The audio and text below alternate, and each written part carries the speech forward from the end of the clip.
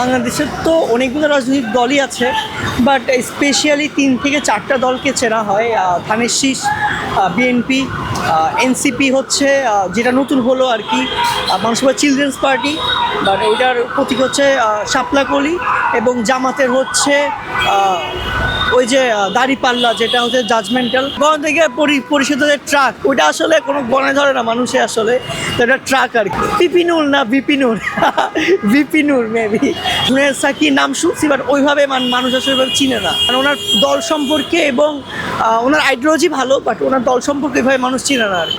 আমি হতে পারি তারেক, উনি তো আমি সেটা হাসি পাচ্ছে, বাট একটু আগে ফেসবুকে গিয়ে দেখলাম বলি মানে আমার মনে হয় উনি মেন্টালি সিক করে, যে উনি একাই ওনার দলের জন্য উনি কি বলে অনশন করতেছে পাগলের মতন।